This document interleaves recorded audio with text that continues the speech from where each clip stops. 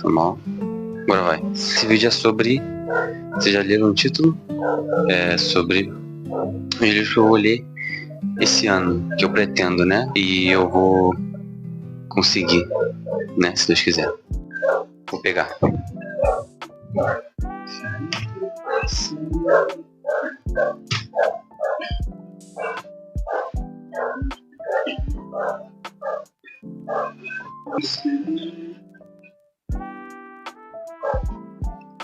Eu já fiz um vídeo sobre o Pequeno Príncipe. Aliás, eu posso fazer mais um.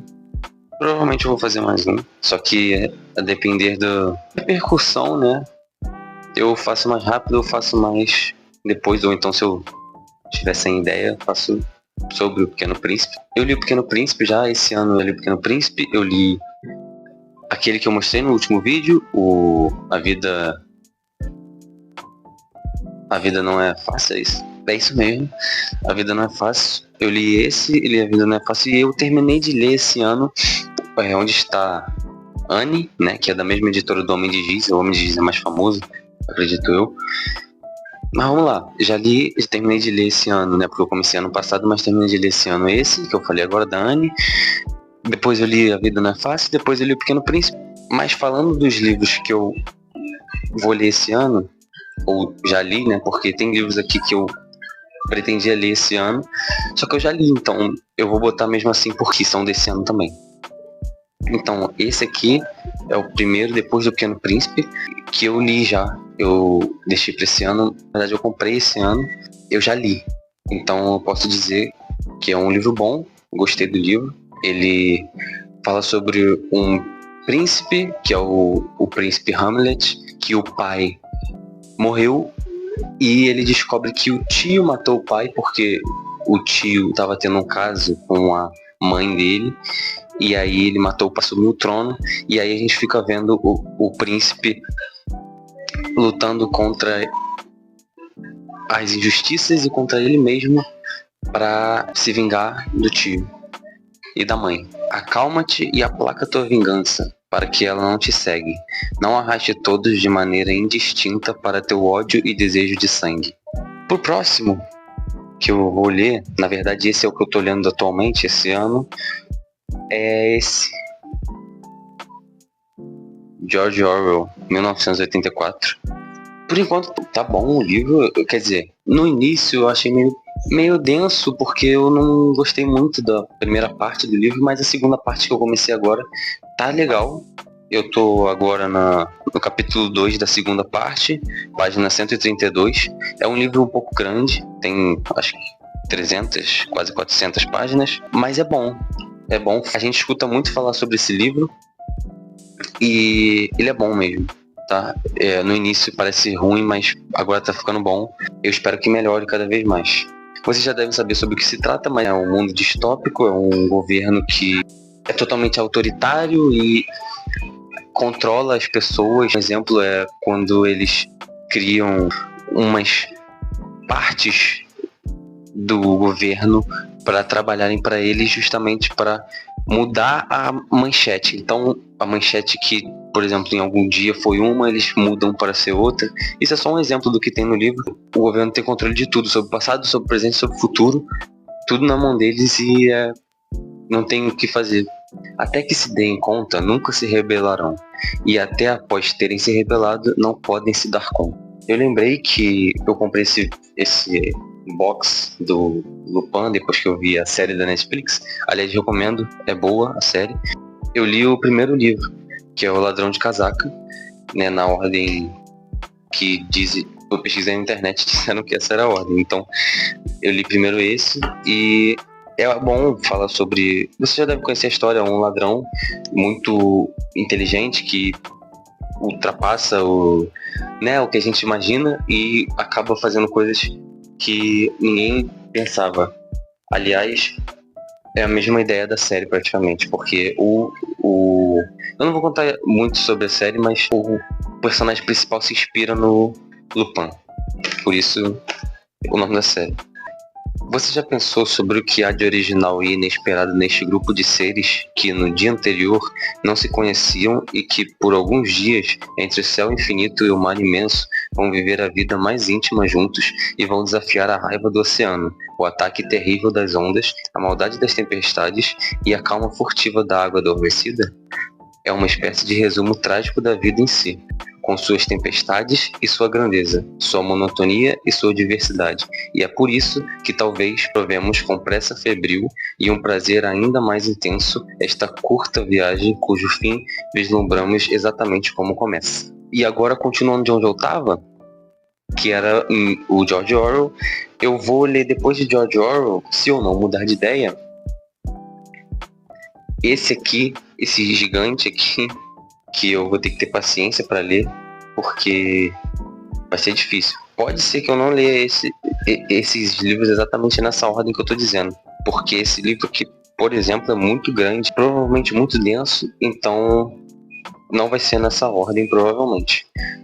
Mas eu tô querendo ler, sim, esse aqui, depois desse que eu tô lendo agora, que é 1984. Esse livro fala sobre um homem que é pobre e não sei porquê acaba cometendo um homicídio duplo e é uma busca por redenção. Já ouvi muita gente falando sobre, parece ser muito bom, até melhor do que o que eu tô lendo agora, mas também a gente não tem como julgar o livro pela capa, até porque quando você experimenta alguma coisa é mais fácil você falar mal se comparada a algo que você não experimentou. Então, ao experimentar algo, você provavelmente vai achar aquele algo pior do que uma coisa que você não experimentou. Como dizia Arthur Schopenhauer, e a vida é uma eterna gangorra, não é bem gangorra, mas é um eterno vai e vem entre a ânsia de ter e o tédio de possuir.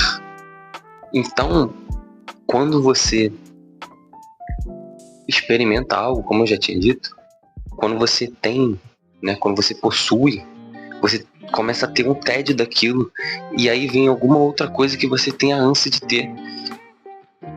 E você tem aquela ambição para ter essa coisa. Talvez a consequência de você ter essa ambição é justamente você ter o tédio do que você já possui. O próximo provavelmente é Arsène Lupin contra Sherlock Holmes. Esse é muito engraçado, esse nome, né? Não li, então não posso dizer que o livro é engraçado, mas o nome é engraçado porque eu não entendi por que Sherlock Holmes, né? Porque tem o Sherlock Holmes. Acontece que o Maurice Leblanc, que é o autor do livro, inicialmente botou Arsène Lupin contra Sherlock Holmes. Porém, como o Lupin é um ladrão muito talentoso e muito original, provavelmente o Arsène Lupin superou o Sherlock Holmes, e o autor de Sherlock Holmes não aceitou ver o personagem dele sendo judiado dessa forma que ele foi. Também tem esse, Agulha Oca. Fala sobre a mesma coisa que os outros, praticamente, que é o Arsène Lupin roubando e tal, né? Mas a Agulha Oca, pelo que eu entendi pela série, porque não teve nenhuma menção à Agulha Oca nos livros, no livro que eu li, né? Porque eu não li mais nenhum. A Agulha Oca é o esconderijo do Lupin, então acredito que seja puxado mais para isso mesmo, para o esconderijo dele, porque no primeiro livro ainda não falou sobre ele ter um esconderijo. Vamos lá pro último, mas não menos importante, e que eu não quero ler esse por último, e sim ir lendo ao longo do ano junto com os que eu tô lendo. Na verdade não é um livro mesmo em si, são vários livros, que é a Bíblia Sagrada. Eu não sou muito de ir pra igreja, eu não tenho muito essa vida espiritual. Acho uma coisa boa, importante, mas é mais importante para algumas pessoas. Não me levem a mal, não quero dizer que tem algumas pessoas que não precisam disso, mas é porque talvez umas pessoas tenham mais visão do que outras sobre isso. Eu nunca li nenhuma parte da Bíblia, nenhum livro inteiro, nada.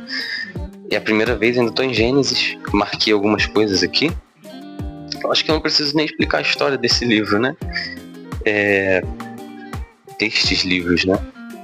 Eu pretendo ler para entender justamente tudo e perceber o que é um fato e o que é uma interpretação de outras pessoas que acabaram caindo no cotidiano e a gente aceita como se fosse um fato escrito. Eu gosto de estudar as coisas antes de falar, então muitas vezes eu me pegava falando sobre isso, sendo que eu não sei nada sobre isso, porque eu nunca estudei sobre. Até quem não gosta precisa ter estudado para dizer por que não gosta. Então eu acho que ninguém pode dizer não gostar de algo sem ter experimentado aquilo. E a gente volta na mesma coisa de antes, que é justamente da gente gostar mais do que não foi experimentado do que o que foi experimentado. Porém, dessa vez ao contrário, porque existem pessoas que gostam mais do que foi experimentado do que o que não foi. Então preferem o que já foi experimentado e ficam na zona de conforto. É justamente essa zona de conforto que a gente precisa sair frequentemente. Porque ninguém aprende nada estudando o que já sabe. E para fechar essa ideia, que nem era a ideia do vídeo trazer uma reflexão, mas como eu já trouxe, eu quero terminar essa ideia com uma frase da própria Bíblia. Uma frase não, né? 2 passagens aqui que eu marquei, tá?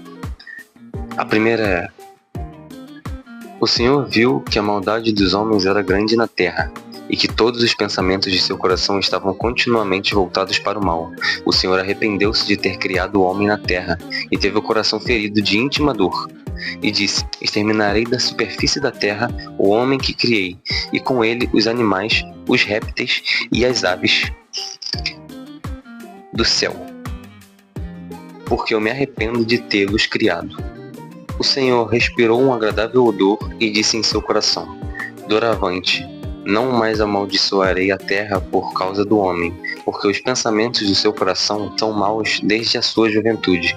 E não ferirei mais todos os seres vivos como o fiz. Enquanto durar a terra, não mais cessarão a sementeira e a colheita, o frio e o calor, o verão e o inverno, o dia e a noite. O que eu quero passar é que todos os homens são maus. Todos os seres humanos são maus.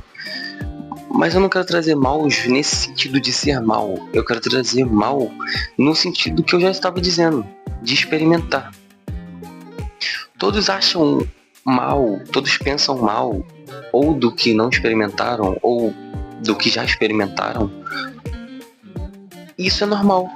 Isso é da fisiologia humana. Todo mundo tende a pensar o mal, o pior, e agir do pior jeito naturalmente, com o que não gostam. Então, o que eu quero que você reflita nesse vídeo é o seguinte: experimente, deixe de experimentar. Independente do que você faça, faça diferente. Por mais que você goste do que você está fazendo, do que você já experimentou, seja o que for, livro, filme, trabalho, estudo, música, relacionamento, qualquer coisa, vícios, principalmente vícios, faça uma coisa diferente. Você pode gostar muito do que você faz, mas experimenta. O novo vai ser sempre diferente do antigo. Você que vai perceber se o novo vai ser melhor ou pior do que o antigo. Se for melhor, bom, ótimo. Se for pior, tem mais coisas para experimentar. E você deve experimentar. Então, a não ser que você já tenha experimentado tudo que existe na vida, o que você está procurando pode estar em qualquer coisa nova que você faça no seu dia.